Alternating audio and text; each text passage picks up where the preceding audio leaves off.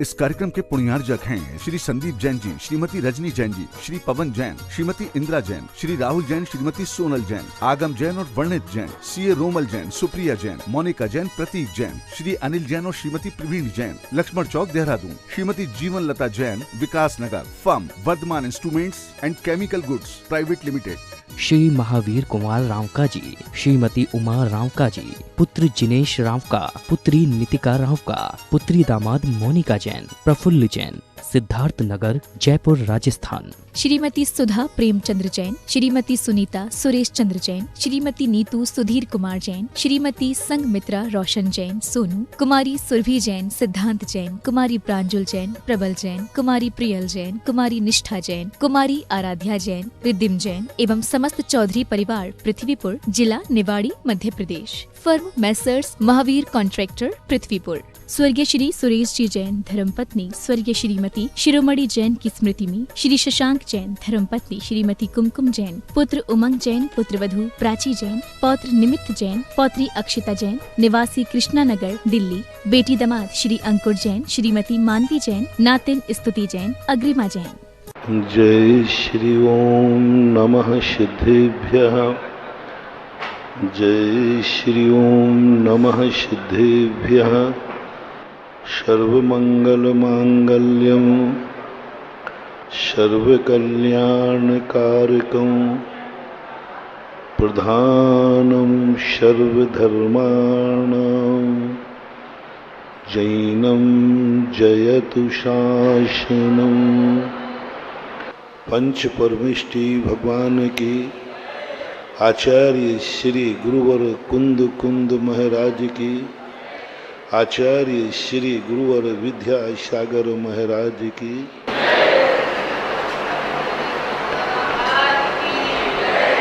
अपना प्रसंग चल रहा है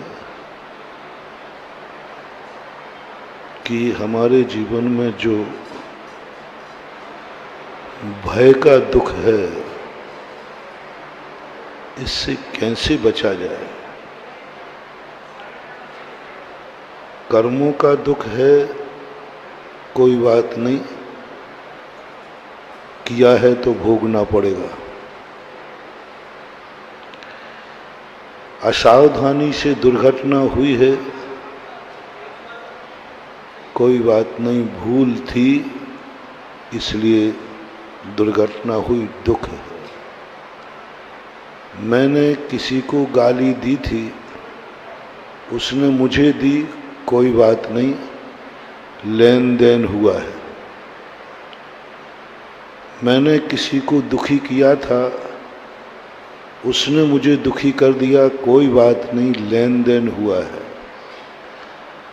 मैंने सामने वाले का बुरा विचारा था, उसने मेरा बुरा कर दिया, कोई बात नहीं, लेन देन हुआ है।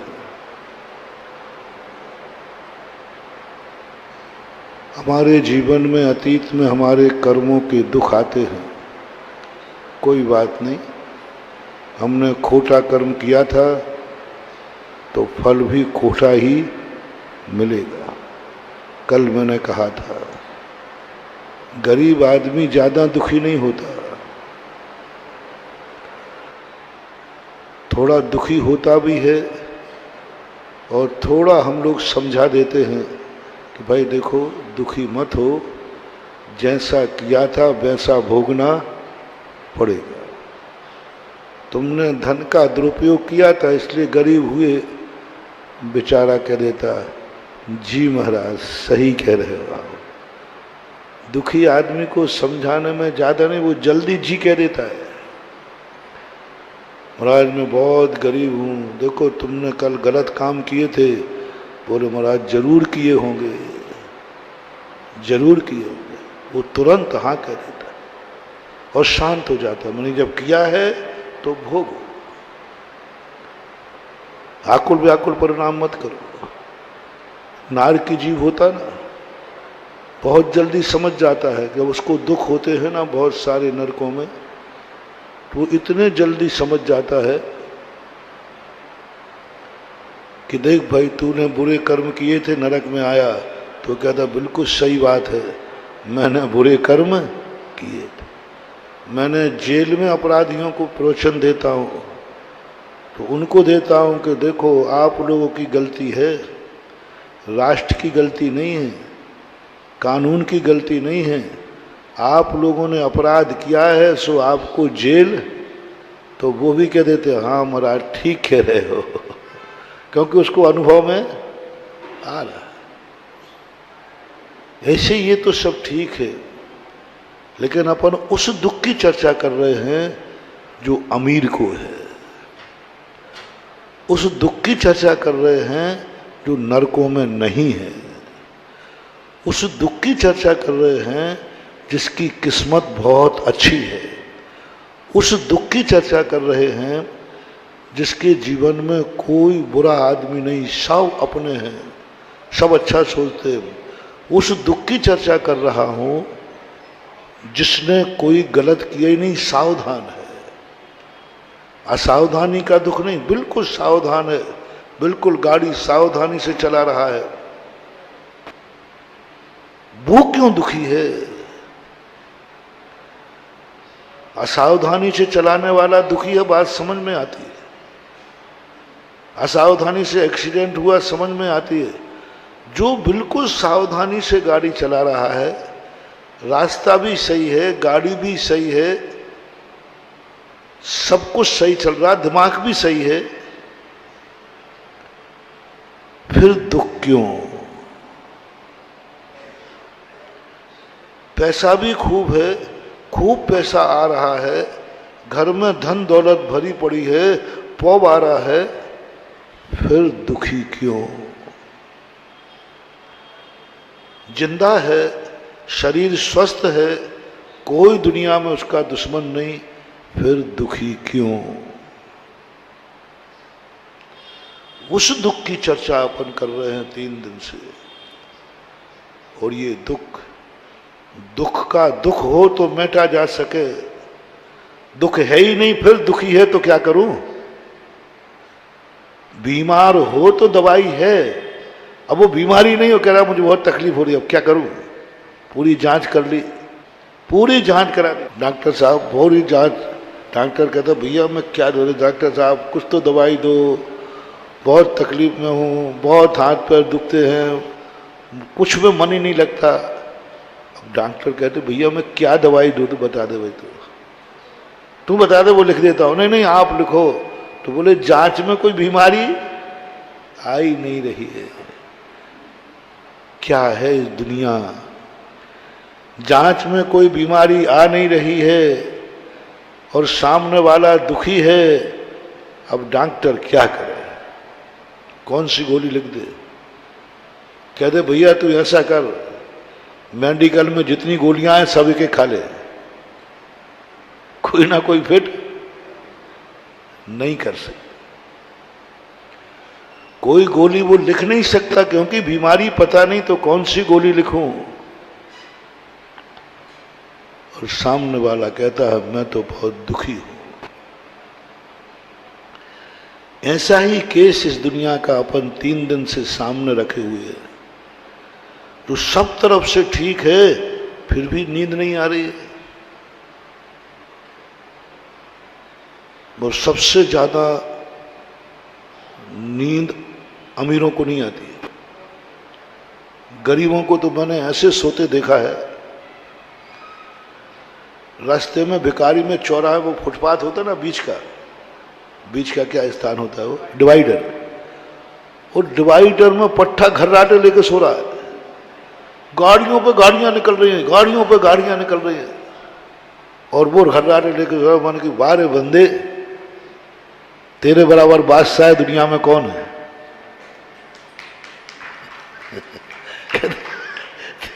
बादशाह दुनिया में कौन है? कुछ डर नहीं है, ये भी डर नहीं कि गाड़ी मेरे ऊपर। और अमीर आदमी को पिन ड्रॉप साइलेंट, कमरा बंद, बाहर चौकीदार खड़े हैं, कमरा एसी है, फिर भी वो डनलप के गड्ढे पर पापड़ सिक रहा है। यूं यूं हो रहा है, यूं क्यों? ये सबसे बड़ी खोज अपन को करना है।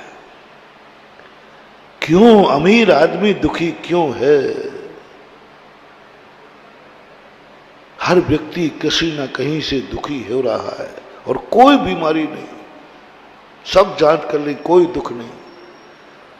उस दुख का नाम है भय। और फिर तुम लोग क्या करते हो, जब जांच में कुछ नहीं आता है और फिर भी तुम्हें तकलीफ रहती है, तो भारत देश में एक विचित्र हवा चलती है, वो तो कोई ऊपरी बाधा है। सारे देवता ऊपरी बाधा भारत में देते हैं और कहीं नहीं देते।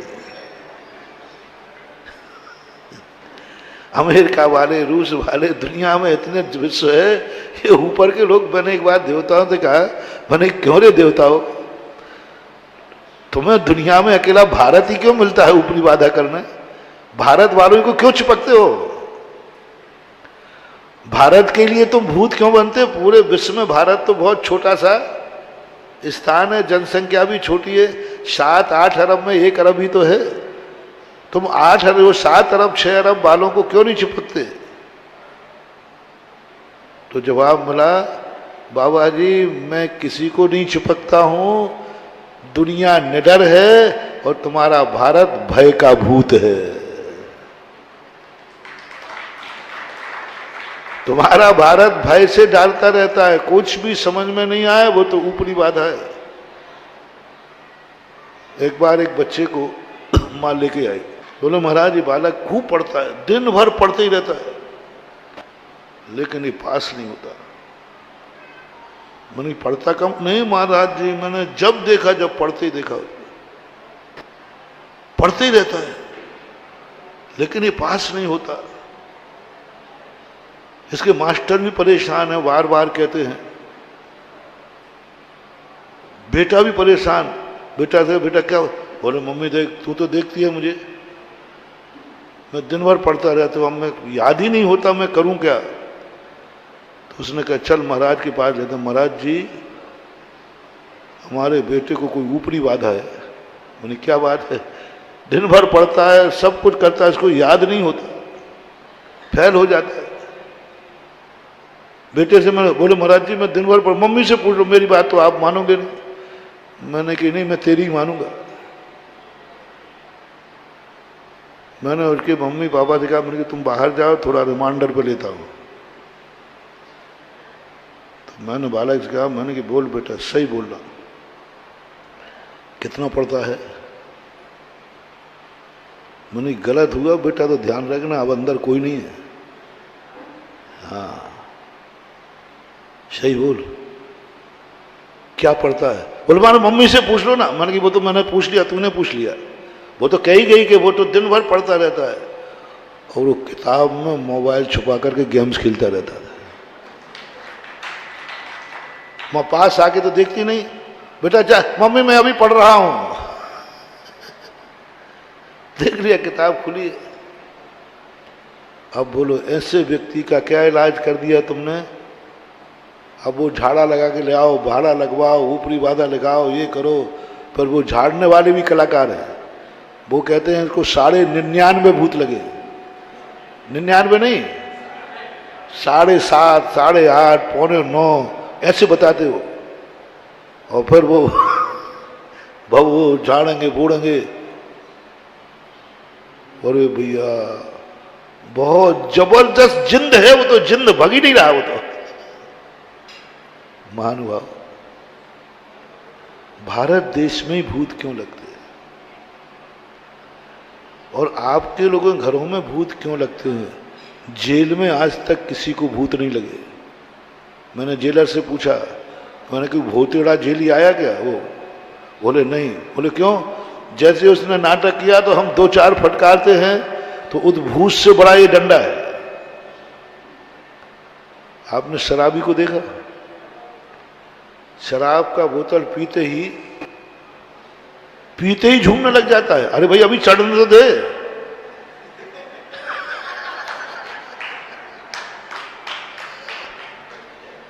एक बार जबलपुर में हम लोग छत पर बैठे थे, एक सड़क पे वहां बैठ गए, तो उसने बाउंड्री के अंदर घुस के शराब पी और शराब पीते ही वो झूमने लगा बहुत, ओ सड़क पे गया।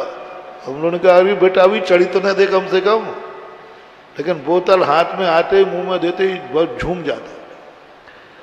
90% लोग ज्यादा नाटक करते शराब पी के।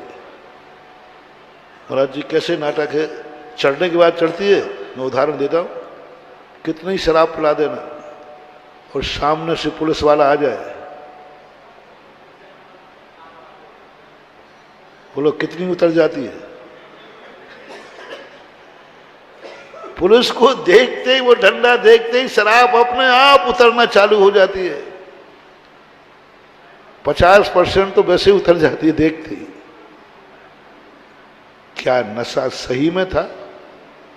होता है नशा, लेकिन जितना वो नाटक कर रहा है, कई लोग तो नाटक करने के लिए पीते हैं। गुंडे लोग जो होते ना, अपराध करने वाले होते ना, मर्डर करने वाले होते ना, एक्सीडेंट करने वाले होते, जो आदतन, एक्सीडेंट है ना आदत, इसका एक्सीडेंट करना है, इसको मारना, तो चलाकर शराब पी लेंगे। क्योंकि शराब पीने के बाद किसी को मारेंगे, मर्डर करेंगे, एक्सीडेंट करेंगे, तो अंग्रेजों ने कानून बनाया है कि उसने शराब के नशे में किया है, उसको सजा कम मिलेगी। देखा जाता है इसने मर्डर किया है, फिर उसकी बॉडी की चेक की जाती है, अरे इसके शरीर में शराब पाई गई, इसका अर्थ है कि इसने नशे में, एक्सीडेंट में भी यही होता। अक्सर कर गुंडे शराब पी करके करते हैं, जितने पाप करते हैं शराब पी कर करते हैं। और ये कानून अंग्रेजों ने बनाया था, क्योंकि अंग्रेज शराब पीते थे। और शराब पीने के बाद कोई अपराध होता है तो उस अपराधी को माफ कर दिया जाता है, क्योंकि वो काबू में नहीं था, शराब में था। ये अंग्रेजों ने बहुत चालबाजी से कानून बनाया था, बहुत चालबाजी से। और आज भी वो कानून ज्यों का त्यों है, सबसे बड़ा दोष है। आज भी कानून है, क्योंकि अंग्रेज सबसे ज्यादा शराब पीते थे। किसी पर गाड़ी चढ़ा दी, तुरंत पोस्टमार्टम होगा, ड्राइवर सवार के नशे में धुत था, बरी किया जाए। वो आज भी कानून बना है। एक्सीडेंट का कानून क्यों बहुत सरल है, कोई ज्यादा चालान नहीं है एक्सीडेंट में कुछ, क्योंकि अंग्रेजों ने बनाया था, गाड़ियां अंग्रेजों के पास थी। उन्होंने एक्सीडेंट को इतना कमजोर बना दिया, एक्सीडेंट में मर्डर भी करो, कुछ भी करो, कुछ भी ज्यादा कानून नहीं लगता, उनका कानून था। और हम आज वही भोग रहे हैं। तो जैसे पुलिस को देखकर नशा उतर जाता है, वो था नहीं, ऐसे ही तुम्हें भूत लगते नहीं है। पहला निर्णय तो यही सोचो जो मैं तर्क दे रहा हूं, क्या भूत और देवता भारत को ही निशाना बनाएंगे? देवता हैं वो भारत को ही निशाना बनाएंगे, किसी अमेरिका को नहीं, किसी रूस के व्यक्ति को नहीं। क्यों नहीं? देवता कभी ऐसी गलती कर नहीं सकता। इससे सिद्ध है कहीं ना कहीं गड़बड़ है। देवता जेल में नहीं बनाते, थाने में नहीं बनाते, घरों में बनाते। इसका अर्थ कहीं ना कहीं दाल में काला है। वो ऐसे ही भूत हैं जैसे कि वह व्यक्ति कह रहा है जांच में कुछ है नहीं, दवाई लगी नहीं, तो कह दिया भूत है। मेरे पास एक केस आया, मैं राजस्थान में बिहार कर रहा था, गुजरात बॉर्डर पे था, इसी एरिया का था, घटिया खाले का केस था। एक माजी को 7.5 देवता लगे थे। कम से कम वो 10 साल परेशान रहे। बर्बाद होगा पूरा परिवार, बर्बाद होगा। जिसके यहां झाड़ा फूंकी करना है, दवाई तो लगना ही नहीं है, क्योंकि जांच में आता ही नहीं था। डॉक्टर कहते मैं दवाई क्या दूं, शरीर है ही नहीं, कुछ भी नहीं इसमें। 10 साल बाद एक दिन उसको भरे, पता नहीं उसकी होनार अच्छी थी कि नहीं थी, तो झाड़ने वाले ने पूछा बोल तू कब जाएगा? मैं जिंद हूं, ऐसे नहीं जाऊंगा, मैं आपके भगाने से नहीं जाऊंगा। पता नहीं क्या निकल आया उसके उनका, मुझे एक बार सुधा सागर के दर्शन करा दो, मैं चला जाऊंगा।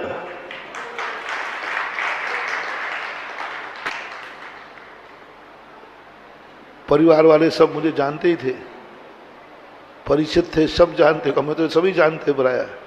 और घटिया खाना नहीं जाने ऐसा हो तो नहीं सकता। ये एरिया सब जानता है कि नहीं?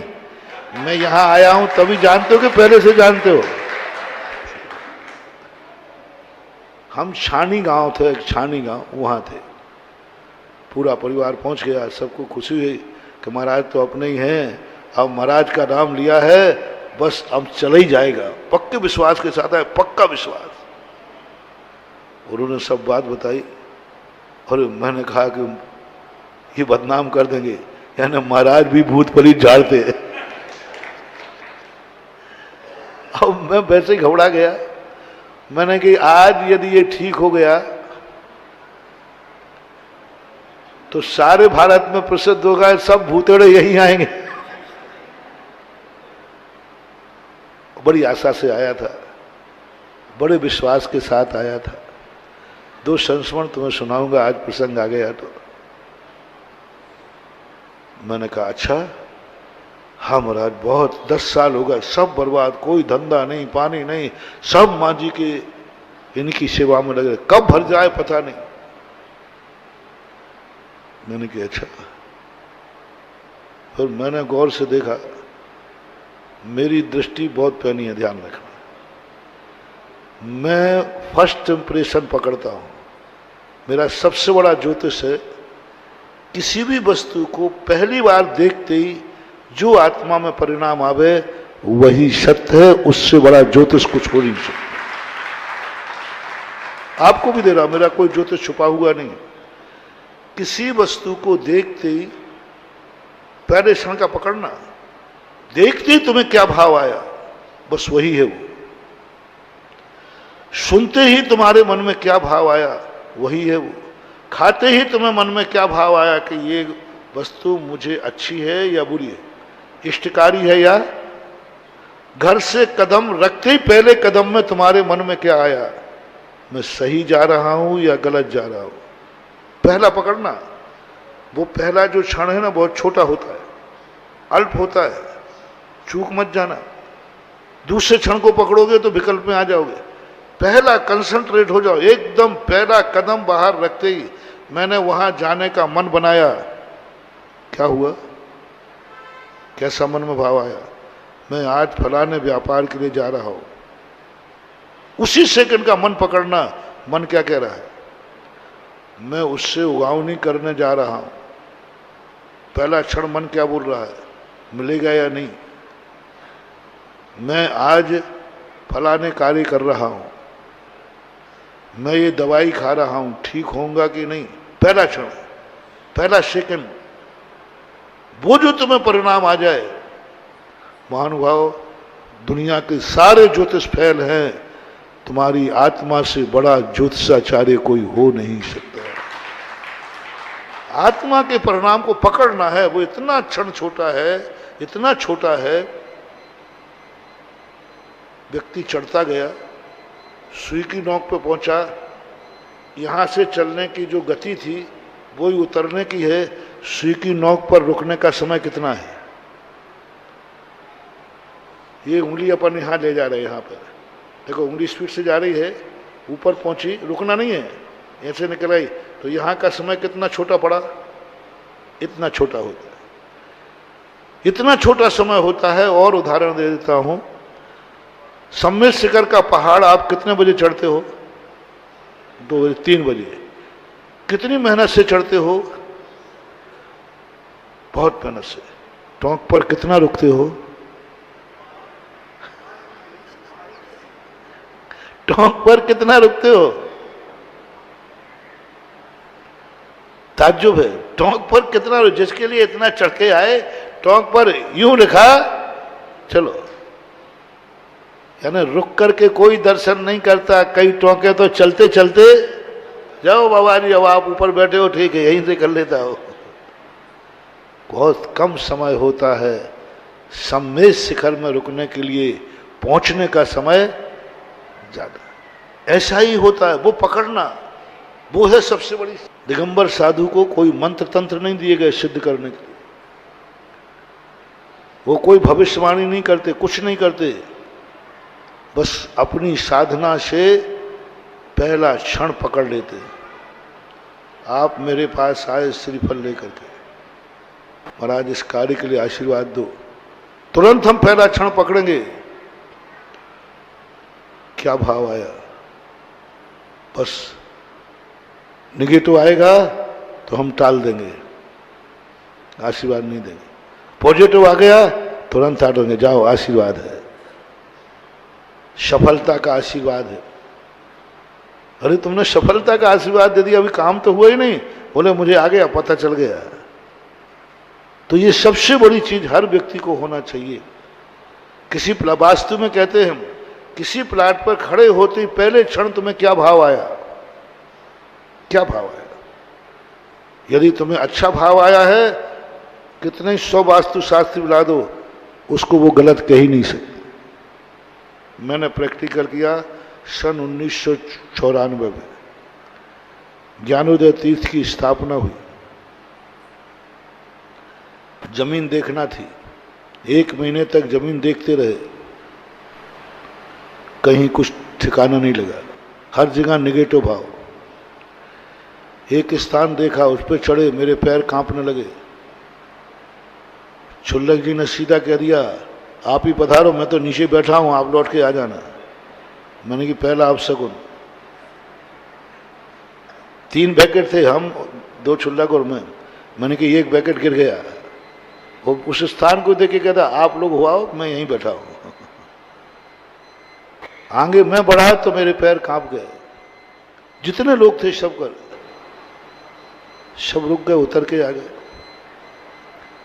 दूसरे दिन फिर आए, एक स्थान पर खड़े हुए। मैंने कि अब अपन को कहीं नहीं जाना है, जब तक पटवारी नहीं आया अपन कहीं नहीं जाएंगे। चमत्कार देखना, एक पेड़ था नीम का, 3 बजे का समय था, 3:30 बजे का। तो हम खड़े हुए तो धूप में से आए थे, तो थोड़ा मैंने आंख बंद करके, खड़े खड़े आंख बंद करके थोड़ा रिलैक्स महसूस करना था। जैसे मैं आंख बंद किया रिलैक्स के लिए, नमोकार मंत्र के लिए नहीं, जैसे रिलैक्स के लिए मैंने बंद किया तो मेरे चारों तरफ सूर्य चक्कर लगाने लगे, सूर्य ऐसा घूम रहे।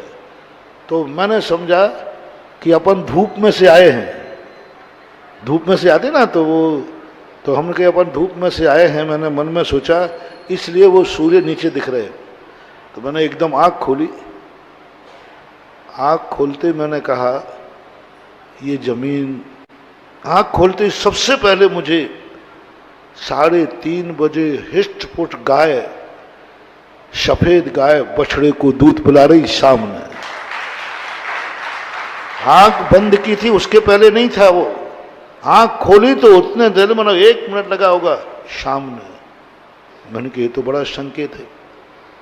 और मन में भाव आया तो मैंने इन लोगों से कहा, जो लोग थे, मैंने कहा ये जमीन में बहुत अच्छा लग रहा है, काश यही जमीन तीर्थ क्षेत्र को मिल जाए तो कितना अच्छा होगा। बस इतना चर्चा कर ही रहा हूं, इतने में पटवारी आया, बोले महाराज आप खाली जमीन पूछ रहे ना, यही है जहां तुम खड़े हो, ये पूरा। अब देखो पटवारी बाद में आया, जमीन ने पहले कह दिया बाबा जी फर्स्ट पकड़ो, पहली दृष्टि पकड़ो, पहला अनुभूति पकड़ो।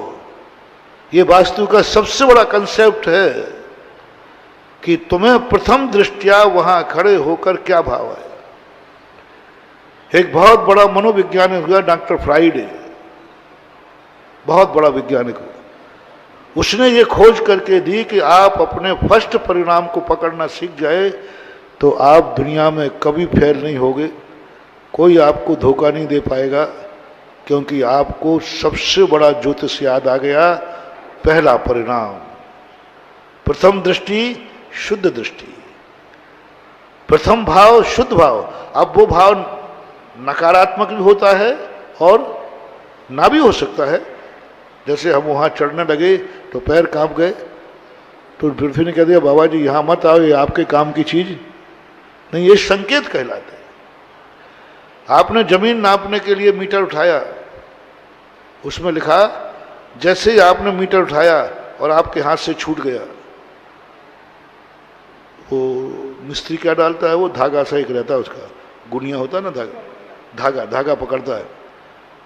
हजारों साल पहले कितना बड़ा शोध किया गया, उसने धागा उठाया नापने के लिए और धागा पकड़ ही रहा है और धागा टूट गया। जो असली मिस्त्री होगा वो कहे सेठ जी यहाँ मत मकान बनाओ, अकाल मौत होगी। मकान बनाने के पहले कोई ना कोई मरेगा, आप इस स्थान पर रह नहीं पाएंगे। वास्तु में लिखा है, क्योंकि धागा पहला धागा, दूसरा धागा नहीं, दूसरी तीसरी बार टूट जाए तो उसको मत गिनना। पहला धागा यदि आपने डाला है और टूट गया, पहली बार आपने जमीन में कदम रखा और कांटा लग गया, पहली बार जो आपने किया है वो ये निमित्त ज्योतिष कहलाता है। पहला आपने कपड़ा पहना, छिन्न दोष, पहनते ही 48 मिनट के अंदर वो फट गया, कहीं कील में फंस करके, उसको अशुभ कहा है। ये कपड़ा तुम्हारी जिंदगी में कहीं ना कहीं अड़चन में डालेगा। किस आकार में फटा है, मेंढक के आकार में, गिलहरी के आकार में, सांप के आकार में, किस आकार में फटा है, ये भी हमारे शास्त्रों में लिखा है। पहनते 48 मिनट, 1 घंटे, 1 पहर कम होता जाएगा, ज्योतिष कम होता जाएगा, 6 घंटे, 24 घंटे के बाद कोई भी प्रभाव नहीं पड़ता। फिर चाहे फट जाए, चाहे गंदा हो जाए, चाहे टूट जाए, फिर कोई प्रभाव। मंगल कलश बैठा नहीं है और गिर गया, 24 घंटे के बाद गिर जाए तो कोई फर्क, लेकिन रखते ही गिर गया। तो इन सब चीजों का एक बहुत बड़ा साइंस है, जिसके ज्ञाता हमारी आत्मा है, आपकी आत्मा है, हमारे आत्मा की शक्ति है। ये ज्योतिष फैल हो सकता है, हमारी आत्मा का निर्णय फैल नहीं होता। इतने ज्योतिष है हमारे पास, खुद के पास। नासिका से जो श्वास निकलती है ना, चलो आज थोड़ा ये प्रसंग आ गया तो ये भी ज्ञान करा दें तुम्हें। अपनी श्वास निकलती ना, ये बहुत बड़ा ज्योतिष मान लो, बहुत बड़ा ज्योतिष। दुनिया के सब ज्योतिष फैल हो जाएंगे, लेकिन तुम्हारी श्वास का ज्योतिष फैल नहीं होता। इसमें पूरा ज्योतिष। आप कोई कार्य करने जा रहे हैं, कौन सा कार्य है? अच्छा कार्य, शांत प्रिय कार्य, हितकारी कार्य, इज्जत वाला कार्य, परोपकारी कार्य, तो आप तुरंत देखिए कि आपका कौन सा स्वर चल रहा है। चंद्र स्वर चल रहा है। चंद्र स्वर बोलते इड़ा, इड़ा नाड़ी बोलते हैं बाएं हाथ का। बाएं हाथ से श्वास निकल रही है, दायां हाथ, दायां बंद है। जाओ, तुम्हारी सफलता है। क्रूर कार्य करने जा रहे हो, पेशी करने जा रहे हो, झगड़ा करने जा रहे हो, कुछ मजबूती का कार्य करने जा रहे हो, पहाड़ पर चढ़ने जा रहे हो, मेहनत का काम चढ़ने जा रहे हो, तो सूर्येश्वर पिंगला बोलते इसे। दायां से चल रहा है, जाओ बढ़ो। घर से बाहर निकल रहे हो, वह कदम आगे निकालो जिस नाक से स्वर निकल रहा है। मान लो दाएं आंख से श्वास ले रहे हो, बायां बंद है, तो जब तुम उठो तो पहला कदम आगे बढ़ाना। सुबह बिस्तर से उठते समय पहला कदम वो रखना जिस नथने से श्वास निकल रही है। चंद्र स्वर से निकल रही है तो पहला कदम बायां आप आगे रखना, फिर आप उठना। और इसमें भी 5 तत्व होते हैं। ये श्वास यदि नथने से निकल 12 अंगुल तक जावे, 12 अंगुल, जैसे इसके लिए आप एक कोई रुई ले लीजिए और श्वास निकल रही है 12 अंगुल, 4, 4, 8, 4, 12, समझ लेना चाहिए पृथ्वी तत्व है। और इस तत्व में जो भी तुम कार्य करोगे वो स्थायी होगा, अस्थायी नहीं होगा। अग्नि तत्व, कांच ले लीजिए, आपकी श्वास उस कांच पे आकार बनाएगी त्रिकोण, भाप होती ना भाप, त्रिकोण, समझ लेना हमारा अग्नि तत्व चल रहा है। और अग्नि तत्व में पावरफुल कार्य किए जाते हैं। छोटी छोटी बिंदी आ जाएंगी, जल तत्व चल रहा है। छितरा हुआ स्थान आ जाएगा, भाप उस कांच पे छितर जाएगी, वायु तत्व चल रहा है। तो ये तत्व अपने श्वास में, ये ज्योतिष है सब, दोनों नथनों से श्वास निकलती, इसे सुषमना बोलते हैं। सुषमना का कार्य क्या है?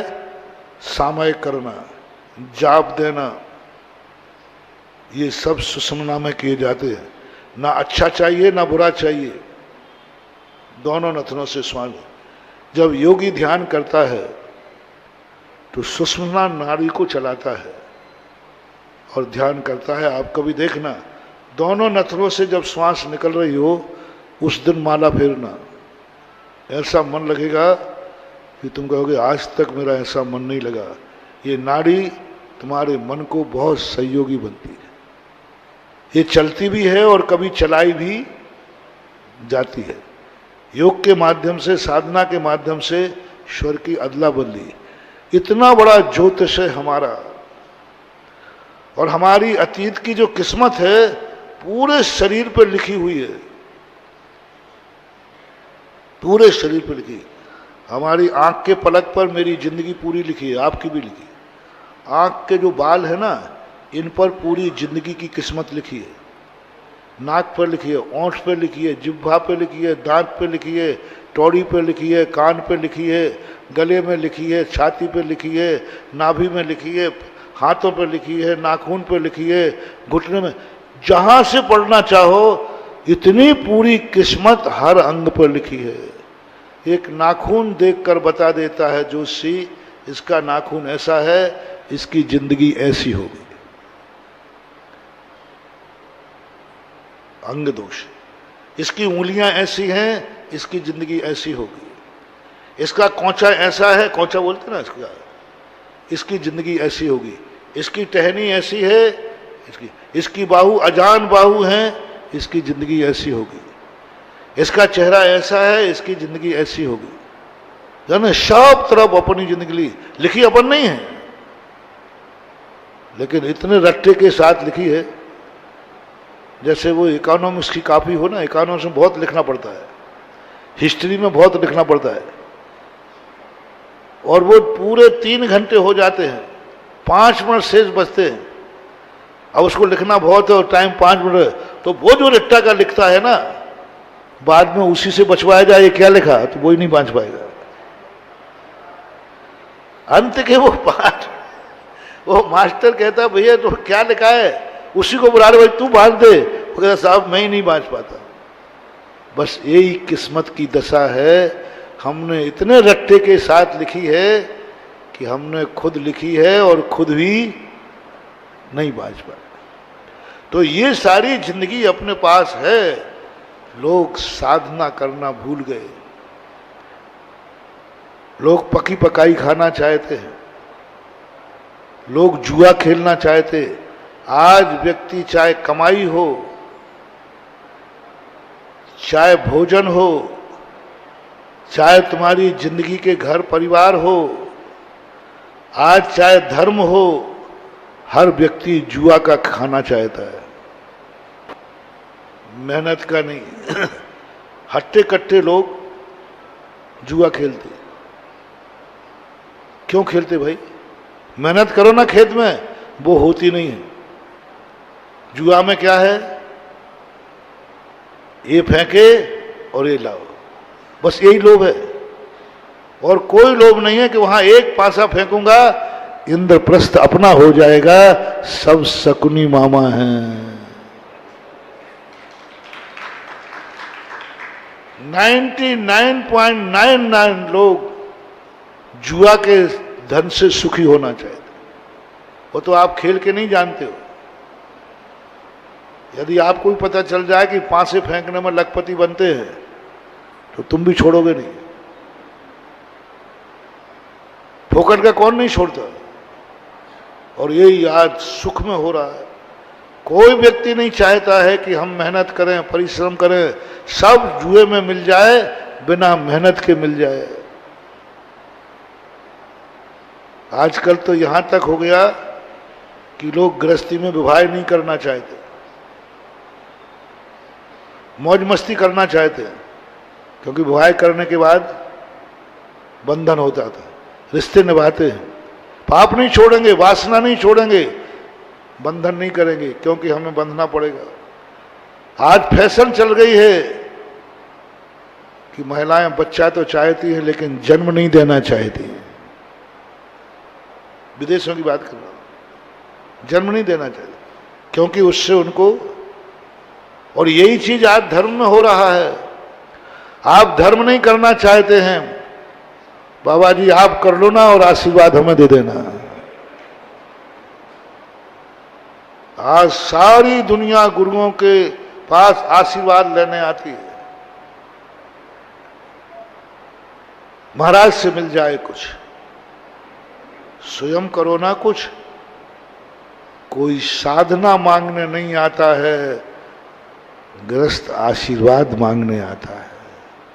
महाराज कुछ साधना दो, कुछ तप दो, नहीं महाराज ये मत देना, आप तो आशीर्वाद दो कि हमारा सब कुछ ही, आशीर्वाद दो। आपके आशीर्वाद चमत्कार है, आप दिन भर करते क्या हो? आप दिन भर, आपके आशीर्वाद में चमत्कार है, बस आप तो हमारे सिर पे हाथ रख दो, बस सब कुछ ठीक हो जाएगा। कई लोग बच्चे कहते हैं, आशीर्वाद लेके चले जाते, बेटा पढ़ाई क्यों नहीं कर रहा? बोले मां देखो, आप गुरुजी को मानते हो कि नहीं? बोले मानती हूं। तो गुरुजी के आशीर्वाद में चमत्कार है कि नहीं? बोले है। तो फिर उनका आशीर्वाद मिल गया, आप पढ़ने की क्या जरूरत है? आशीर्वाद मिल गया, आप तो पास होना ही है। वो बाद में फेल हो गया, उसने बदनाम कर दिया, अरे भैया महाराज के आशीर्वाद में कुछ चमत्कार भमत्कार कुछ नहीं है, मैंने आशीर्वाद लिया फेल हो गया। आजकल मैं बहुत चीज का, नहीं तो तुम तो मुझे बदनाम कर डालोगे। आजकल में जब भी बच्चे कोई आते हैं, महाराज जी मैं पास हूं, आशीर्वाद दो, तो मैं आशीर्वाद दो, अच्छी तरह पढ़ो, अच्छी तरह पढ़ो। पास होने का आशीर्वाद नहीं देता, पढ़ने का देता हूं। किसी को मैंने पास देने का आशीर्वाद बंद कर दिया, मैंने क्या दे दिया? अच्छी तरह पढ़ो, पढ़ने का आशीर्वाद है, पास होने का नहीं। महाराज मेरा व्यापार नहीं चल रहा है, अच्छी तरह व्यापार करो, मेहनत करो, अच्छी मेहनत करो, मेहनत का आशीर्वाद दूंगा, व्यापार का आशीर्वाद नहीं दूंगा, मेहनत करो। इसी प्रकार आजकल मैं आशीर्वाद कम देता हूं। मुझे एक बार अपने पूज्य गुरुदेव महाराज ने किसने बहुत बड़ा ज्ञान दिया। एक बहुत गरीब परिवार था, वो आया, इतना गरीब था कि पूरा परिवार सुसाइड करने की कगार पे था, कुछ नहीं बचा उसके पास। कैसे गया वो कहानी नहीं सुना रहा हूं, कुछ भी नहीं, कपड़े भी फटे थे, कपड़े खाने कुछ नहीं, चेहरा।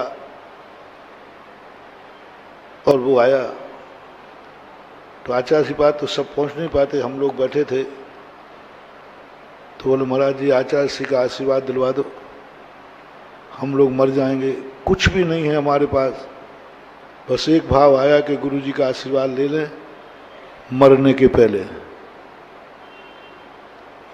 उसकी दशा देख करके मुझे बड़ी दया आई।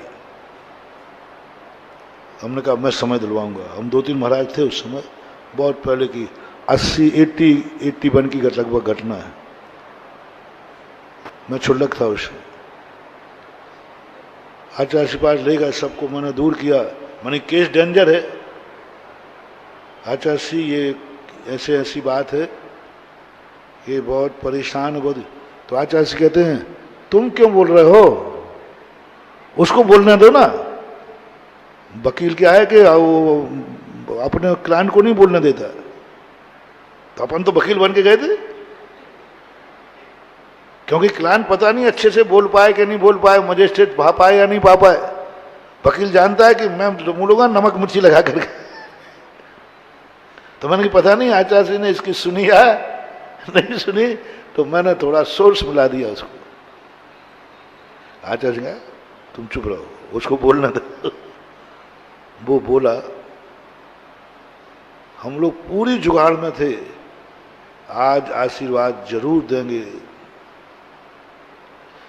आज जरूर पिछी लगाएंगे, क्योंकि आचार्य जी पिछी लगाते नहीं बहुत, और या कोई जरूर कोई लक्ष्मी मंत्र देंगे इसको, कुबेर मंत्र, क्योंकि जादू दयालु होता है। संत हृदय नवनीत समाना।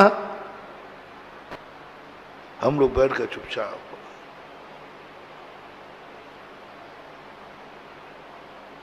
आचार्य जी उसकी बात सुनकर के आचार्य जी की आंखें डबडबा आई। अच्छा अच्छा, बहुत परेशान हो, अच्छा बहुत परेशान हो, ऐसा करो। हमने कहा अब मंत्र मिलने ही वाला है, तो हम लोग एकाग्र होगा कि क्योंकि मंत्र मिलेगा अपन नोट करेंगे, फिर गरीबों को बांटेंगे, गरीबों को फिर बांटेंगे, मंत्र मिलेगा आज अपन को। फिर कोई गरीब आएगा तो आचार्य जी बात क्यों लाएंगे, सीधा अपन ही निपटा देंगे, काय को वहां जाता है, यही मंत्र मिलेगा। हम लोग कंसंट्रेट एकाग्र होकर बैठ गए। आचार्य जी धीरे से बोलते हैं, ऐसा करो। हमारे आचार्य जी बहुत थोड़ा, ऐसा करो, थोड़ा थोड़ा दान दिया करो।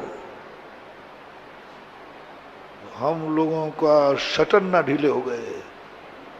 मैंने कहा ये है साधु, संत हृदय नवनीत समाना। अच्छा नहीं लगा, अच्छा नहीं लगा। गरीब आदमी, देने को कुछ नहीं, और दान की बात कह दी। अरे नहीं देते तो कुछ नहीं देते, कम से कम दान की तो मत कहते। और उसे बहुत सारे बड़े बड़े अमीर लोग बैठे थे, तो उनसे कह देते कि भाई इसको थोड़ा सा हेल्प कीजिए, सहायता कीजिए। यही होता है ना, या तो स्वयं सहायता करें या हेल्प करा देते, दूसरों से सहायता करा देते। बड़े बड़े आदमी बैठे थे वहां पर, उनसे कह देते भाई इस गरीब को थोड़ा, तो नहीं कहा उन्होंने, अमीरों की तरफ नहीं देखा, इशारा भी नहीं किया। और वो बैठे बेचारे अमीर कि महाराज जी कुछ हमें इशारा तो करें, हमारे गुरु की शरण में आए हैं, इसकी सारी गरीबी दूर कर दूंगा। वो बैठे थे और उनको नहीं कहा, दान का कहा। बुरा मत मानना, उस समय हम लोगों के परिणाम बहुत अच्छे नहीं हुए, और वो मूर्ख है। मुझे इतनी गुस्सा आई उसमें, उसने जी कह दिया। मैंने कि मरेगा रे तू जी। अंदर जब गुरु के सामने कौन होना, अंदर मरेगा तू जी कह रहा है, तेरे खाने को तो दाने हैं नहीं, और तूने क्या कह दिया, जी महाराज। अब अलग होता तो मैं कहता था बिल्कुल मत बोलना महाराज जी मेरे पास है ही नहीं, सीधा दो टूक मना करो। उसने तो जी कह दिया। ठीक है, ध्यान रखना, दान देना शुरू कर देना, सब ठीक हो जाएगा। और वो पट्टा गुरु के विश्वास पर उठ के चला गया, और हमारा विश्वास डगमगा गया। दोपहर में क्लास चलती थी, हम लोगों ने तबाड़ तोड़ प्रश्न किए। साधु को कितना कोमल होना चाहिए, दान किसको देना चाहिए, जिसके पास खाने को नहीं हो क्या उसको भी दान का उपदेश देना चाहिए। आचार्य ने कहा ये बिना मौसम की बरसात कैसे हो रही है, स्वाध्याय में प्रसंग नहीं है और ये प्रश्न कहां से आ रहे हैं। तो आचार्य ने कहा ये प्रश्न क्यों उठ रहे हैं, तो प्रसंग ही नहीं है यहाँ। नहीं नहीं पूछ रहा हूं महाराज जी, साधु को कितनी दया करना चाहिए, कितना निर्मल होना चाहिए, गरीब के खाने नहीं है तो गला दबा के दान दिलवाना चाहिए। तो आचार्य से कहते मामला क्या, मामला सीधा है महाराज, आहार के पहले क्या हुआ है? आपने उस गरीब को कह दिया अच्छा अच्छा वो बात है। ओहो, आचार्य जी कहते गरीबों के मसीहा, तुम लोग तो गरीब के हो गए, हम तो गरीब का दुश्मन हो गए। नहीं महाराज जी ऐसी बात नहीं है, लेकिन अब मुंह से तो नहीं बोलूंगा, अंदर की बात तो आपने उसको कहा। ओहो, वो शब्द आज भी पूज्य गुरुदेव के दिमाग में घूमते हैं। बोले यदि मेरे आशीर्वाद से कोई अमीर बनता तो मैं सारे चौराहों पर बैठकर गरीबों को एक आशीर्वाद देता और अमीर बना देता। मेरी आत्मा भी कहती है संसार में कोई गरीब मेरे पिछी लगाने से होता तो सारे भिखारियों को भीख नहीं मांगने देता, एक एक पिछी लगाता और उनके कटोरे सोने के कर देता। यदि मेरे आशीर्वाद से व्यक्ति निरोग हो जाए बीमारी से तो मैं अस्पतालों के दरवाजे बैठूंगा, वहां करूंगा। कोई मंत्र से यदि हो जाए सारे दुनिया के दुख दूर तो मैं मंत्र फेरने को तैयार हूं। यदि मेरे मंत्र फेरने से आपके दुख दूर होते हैं तो चलो मैं मंत्र फेरने को मैं फेर लूंगा, तुम्हारे दुख दूर हो जाएंगे। लेकिन ऐसा होगा नहीं, ये धोखा है, ये बहुत बड़ा धोखा है। ऐसा होगा नहीं। जब तक ये स्वयं कर्म नहीं करेगा, दूसरे का किया हुआ कर्म दूसरे के काम नहीं आता। महानुभाव, इस गद्दी पर बैठकर कभी धमकी नहीं दूंगा, वायदा करता हूं।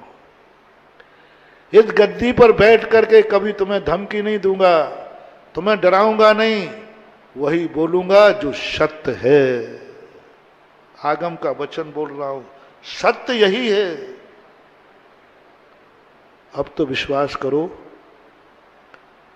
और पावन होने चल पड़ो। चल पड़ो पावन, चल पड़ो। जो कुछ भी कष्ट सहन करना पड़े सहन करो। प्यासे मरने की अपेक्षा और सारे कष्ट ठीक है। मरने वाला भी कहता है मर रहा हूं लेकिन पानी पिला दो। पानी का अभिशाप मत लेना महानुभाव, और पानी अभिशाप देता है। जब तब तुम नहाते हो और पानी गंदा नाली में बहता है, जल कहता रे दुष्ट, मैं निर्मल था, मैं पवित्र था, और तेरे शरीर से स्पर्श होकर मैं गंदा हो गया। वैष्णव दर्शन में जल को देवता कहा है, बहुत बड़ा मनोविज्ञान है। जल को देवता कहा है, और देवता को तुमने नाली में बहा दिया। देवता कहा जल को तुमने नाली में बहा दिया, जल को तुमने गंदा कर दिया। जल की तुम क्या क्या दुर्दशाएं करते हो, और जल देवता है। जल देवता है तो उसकी दुर्दशा क्या कर रहे हो तुम, सबको मालूम है। 24 घंटे में जल की कितनी दुर्दशा करते हो, होता है कि नहीं? बाथरूम जाते हो तो, टॉयलेट जाते हो तो, कपड़े धोते हो तो, जब देखो जल की दुर्दशा कर रहे हो। और जल देवता है। देवता है तो ये दुर्दशा क्यों, और दुर्दशा है तो देवता कैसा?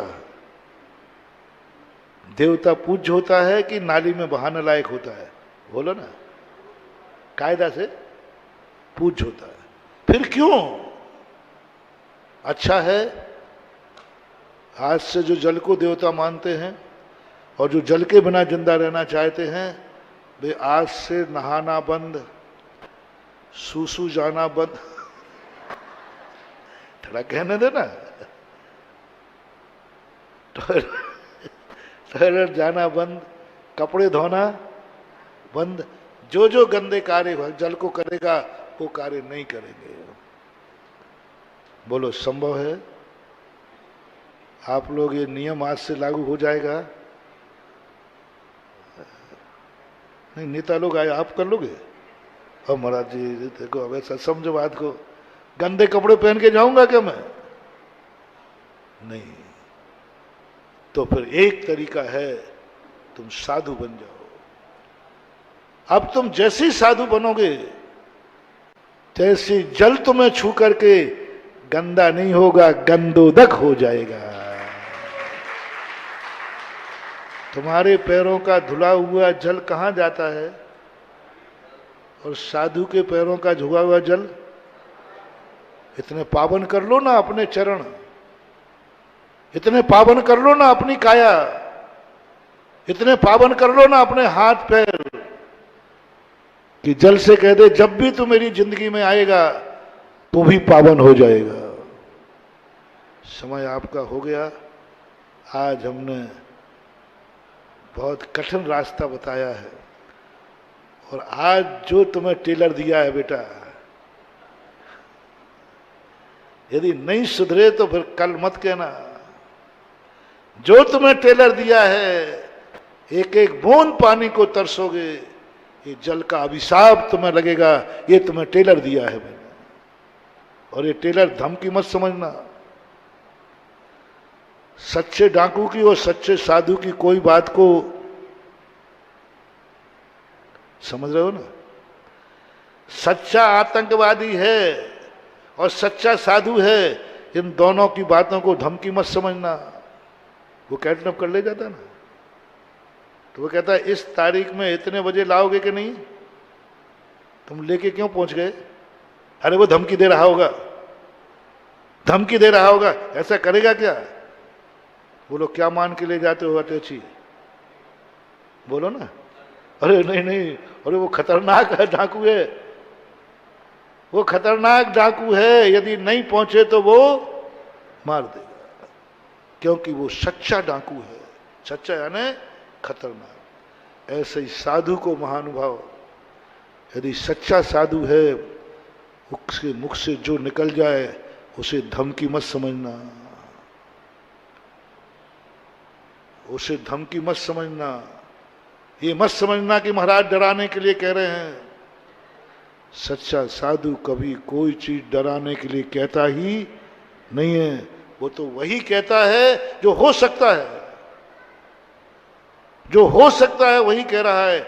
इसलिए इसको धमकी मत मानना। 24 घंटे का समय दिया जाता है विचार करना, आज के पूरे प्रवचन को विचार करना। और वो अभी माँ जी अभी वही हैं जिनको 7.5 भूत लगे हैं। अभी भूत अपन ने उतारे नहीं है, अभी 1 दिन और खेलने दो उसको।